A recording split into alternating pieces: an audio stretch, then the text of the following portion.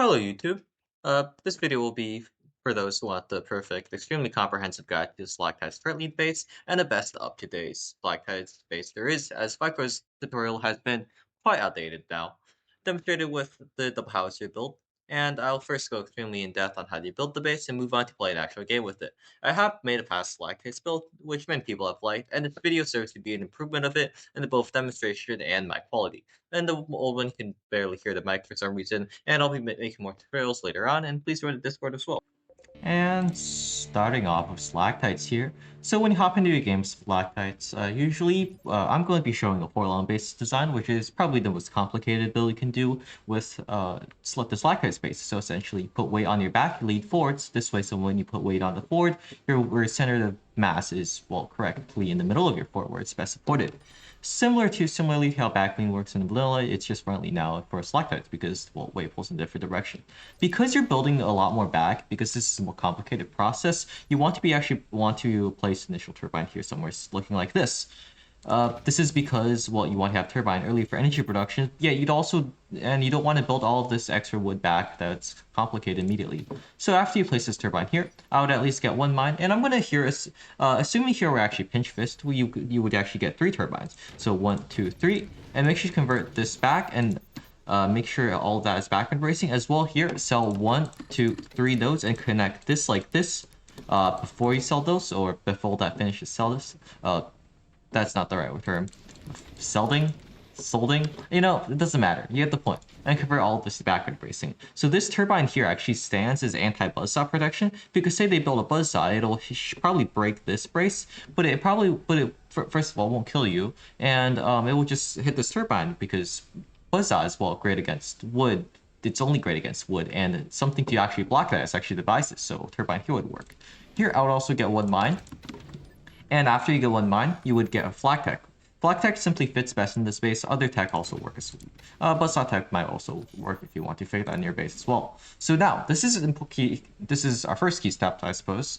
You want to build straight up like this, a little bit to the right. So somewhere looking like this is fine, where this is around like 95 energy length long. So a key thing to remember when you're building these, 4-long bases is that every single strut, because you're actually reducing the amount of struts you have, every single strut does something critical, or every single length of the strut does something critical, or if you build something even slightly wrong, it won't connect properly. So just make sure we're taking into every angle, every account, and every, well, length value carefully here, because if you ignore anything, your base will go horribly wrong. So here, after you get that, you would also get 2 mines. There's actually a little bit of more optimal method, where if you turn on grid, you can stop your mine over here. And I can show you what it does in a second here, but essentially allows you to retain connection. Now you would also get an upgrade center, and you would also wait until your tier 1 tech is completed, and then you want to have a platform here. So this platform here, you want this to make this relatively short and angled slightly up like this. Somewhere like this angle is fine, where you can place this cannon tech. Sometimes, say if it's too short, you can't place this cannon tech. That's your indication that you made it too short. So somewhere looking like this, slanted up. This is so that when you lean your base back, your turbine, it won't block your turbines. So something looking like this. Now immediately sell tier 1 tech, and we go like this, and we go down. Another key step here. So actually, this is actually 2 key steps here. So this strut here. So you want to move this strut somewhere, somewhere here. It's a little bit harder to, quantify, but angled slightly up like this, and not too far down, not too far up, like this. So that's a fine angle. And now we got to go down like this. So around 72 is probably the highest energy, straight down, kind of like this. 72 energy is probably the highest you can go, and to minimum probably 70 energy. So the important key part is to be able to connect this directly into this core strut over here. So like this. And also you want to connect it, well, you can't connect it like this, and you want to sell this node here. Now you connect this like this, and that's pretty important. Make sure you connect both ways here. And this is going to apply a lot of weight when there's weight pushing forward or backwards. Now you drag down. 75 energy is fine too. I prefer going somewhere around the 71, 70 range. Somewhere like this is fine. A little bit diagonally down, sort of something looking like this. And now you can drag like this. And this is another key step. So you don't want to drag all the way horizontal, so it's like kind of forming a straight line like this. This after you do lean, it's a little bit too much lean. So you want to go like this, imagine straight forward, but down a little bit. Something looking like this is fine. There we go. And now for this turbine, this is a lot of people make the common mistake of just dragging straight down like a straight line like this. And sometimes it does work, but for example, if I even just slightly drag this to the left, I'm gonna have trouble connecting it this way. So we can actually do is we can actually make this, well, let's actually stabilize this for a second. I don't do this in a real game. It's just, you want to be bleeding and selling that much. You want to drag this box, just, you can, if you can't connect this strut to this strut, you can drag this a little bit inside as well. Or you can make this not the full length, so somewhere looking like this is fine. But make sure it's not too short. 60, 70, 70, 67 inches is probably like the lowest you can possibly go for the height here. Anything lower than that, it probably will not work. Anyways. And anything above that, it probably won't make a huge difference. So we want to place a turbine here, not too close to the right. So even though this is perfectly spinning, if you put a lot of weight or your base shakes a little bit, or if literally anything deforms, your turbines will stop spinning. So somewhere closer to, so somewhere here would work.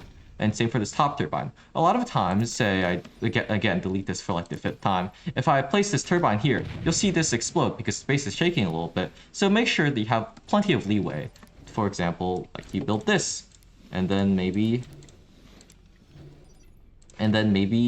can place this so that you have enough leeway where this turbine doesn't explode. Now, moving on to the mine thing that we talked about earlier. If you turn on grid again, you get this, and you use the rope, and we also do this.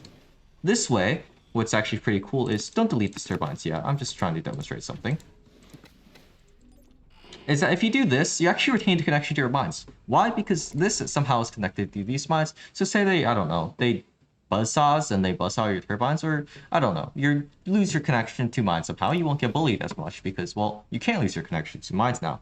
Now, after I get that, assuming we're doing the double Howie build here, we're gonna get another turbine. Let's also get this back. Just pretend like I never deleted those, and maybe sell this as well. I would get another turbine. So in total, we have 7 turbines. Then I would upgrade everything. And here, I would make sure I would sell this strut, here, here. And this is also another pretty key part here. So we go down like this, but slightly, just ever so slightly to the right.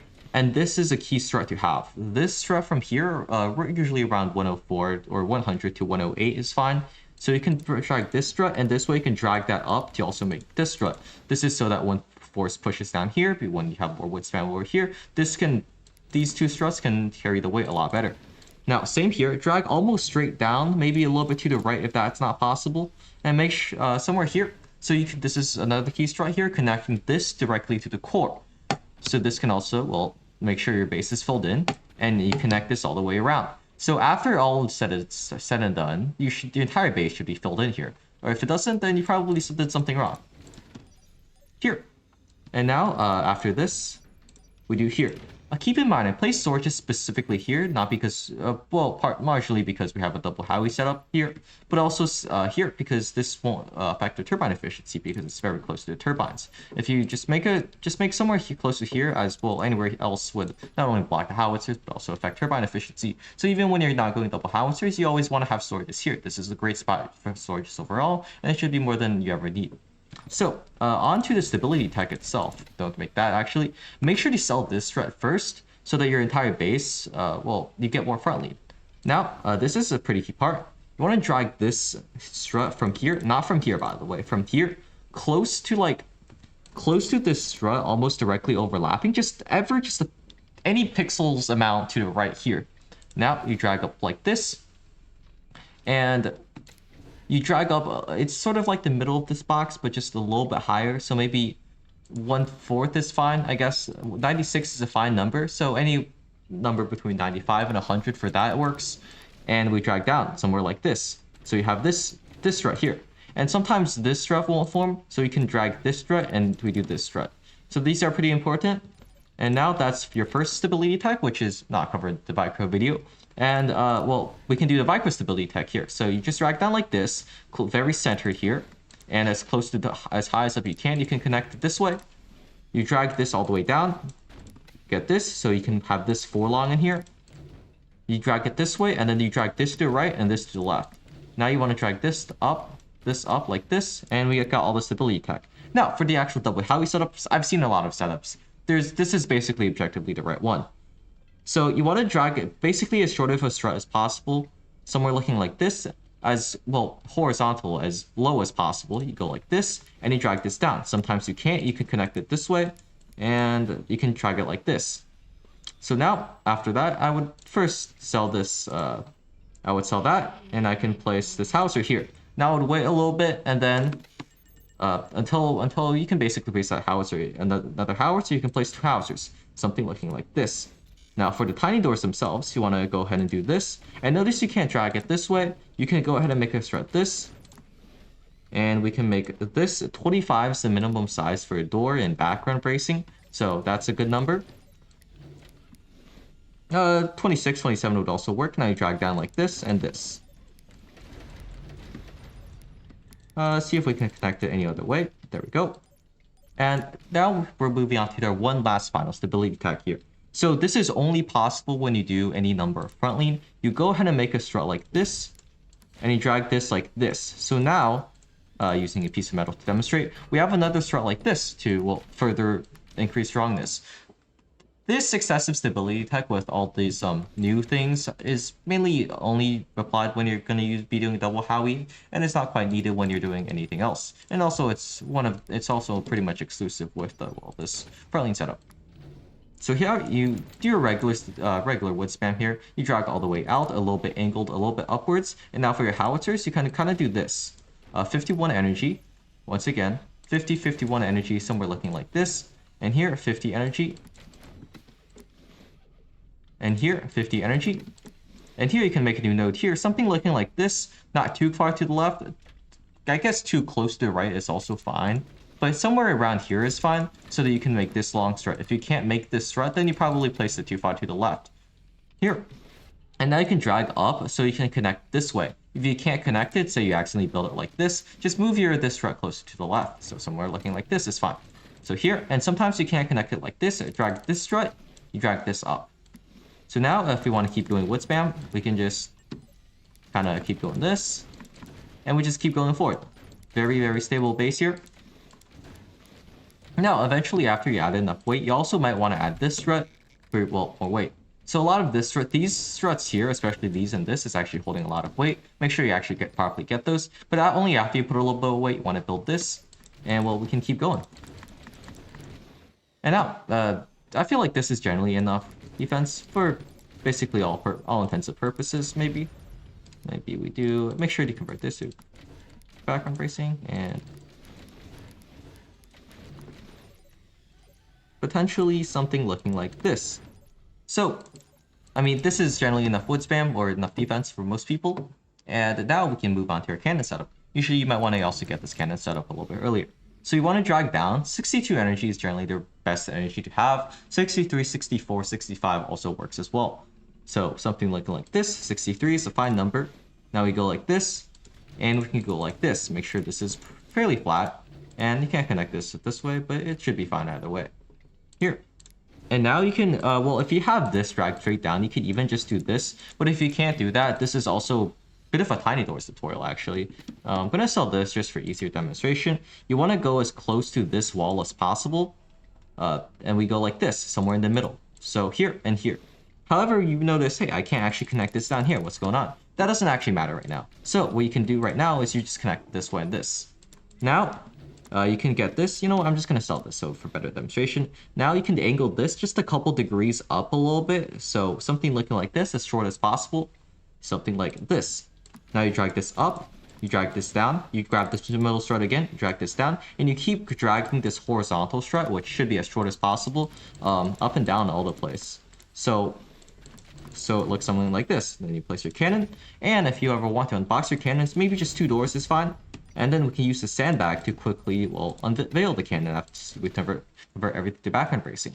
If you want to keep stacking cannons, feel free to just do so by, well, placing our cannons down here.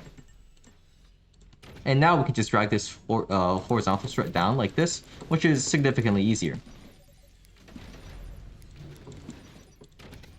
And you see how that goes. And if they ever build more weapons, we can do this. If they're going lasers, fire beams and plasma penetrates this fairly easily. So you might want to put a couple pieces of metals down here. And also there's a sandbag defense where you see this current slope of the trend. You kind of want to slant that up ever just so slightly, something looking like this. And you can go down like this. So here, this doesn't hurt. This really doesn't hurt, like, angle at all, but it still does very good. So for example, here and here. See how that works really well? You are still alive. That is ideal because I would like to get a KO with that double Howie here. And also for these tiny doors, you want to have at most, well, 4 stacks on the right. And well, besides that, there's, I mean, not too much to add. You can just keep expanding down. And for turbines, make sure you, for double Howie, this actually has an extremely high energy consumption. You can just keep placing turbines down here. And then say you want to make your base a little bit less hollow, you could just like connect this whichever how you want. It's like more turbines, and well, this again is a good spot for batteries and whatnot. So do that there. And well, that's your double Howie setup. Alrighty, and now moving on to an actual game where I'm going to demonstrate. So, as I said before, 3 turbines immediately at the start. You sell these nodes, connect it like this, sell this, this. And that's basically, basically to get this to convert it to background bracing, place a mine, and we can sell this, and convert this to background bracing. Make sure not to convert the metal, because with pinch fist we have surplus metal, and if we convert that, we might float. We are going to be going to flag tech, and well, you see a lot of steps here. This might look a little bit intimidating, but as time goes on, I think you'll understand a little bit more. And also keep in mind that the double Howie setup is, well, probably the most difficult build in all of Forts. So it took me a long time to actually get it properly. I misplaced the mine a little bit there, but it's not a huge issue. Well, you don't even have to build this build. I think I've shown sufficient enough like examples of how you would build this space, even if you're not going for a double Howie setup, and if you want to, and where you want to place what weapons. So here I might just do this earlier because it's not really that expensive. With something looking like this. Now we can just wait a little bit as things build, and we gotta keep in mind you're looking at our opponent's spaces, see what they're doing, so we can see and identify there's a workshop, so it's not going to be a rocket rush, but potentially there'll be buzzsaws. They're not getting their 5th mine, which if it's a more skilled opponent, I would probably indicate some sort. Oh, I forgot to. In my yapping, I forgot to get this build, so I'm gonna float a little bit, but it's not gonna be some super eco build coming from the opponent as well. So now we go for this top thing. And we go for this little bottom thing. Something like this, and this, and this, this, and this. That's, do not connect it this way. This, and well, something like this, and there we go. That's you see how that's a lot of steps in that, well, quick moment. So it's a very complicated build, and if you don't get it immediately, that's no problem. There we go. See our opponent seems to just be building their base a little bit, doing a little bit of that defense here. I'm not really approving of this build order all that much, but it's all right. And we want to have as much of our base as background base as possible, because I'm sure this is affecting it by like 3%. I mean, 3% is not much, but why not? And now we do the bottom part. If there's any part of this that is confusing or going too fast, you feel free to rewind the video to, well, earlier where I actually do the process. So it's fine if I temporarily sell this right now. And now I sell this upgrade center. I'm going to go ahead and do my stability tech. Make sure I get my metal back just in case I get buzzsawed. Let's get this back. And now we do this, well, double Howie setup. So we go like this. We finish our stab pack here.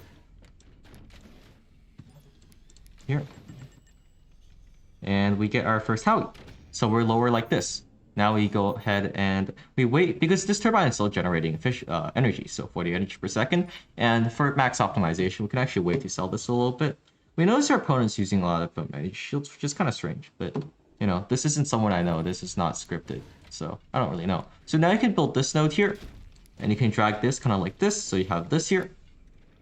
Sell this now. And we have this second Howie. There you go. Go like this, go like this. And now we go 25 energy. Go like this. And we can do this. Now we go ahead and sell our turbines up top because, well, we don't need it anymore, and that would be in the way of our defenses. Here. Can we... There we go. Do this. And let's do this. There we go. Now, well, we basically got all the important parts, and notice how I'm almost floating resources here. This is because this build is not an easy build to do. We're gonna go ahead and get this cannon down here.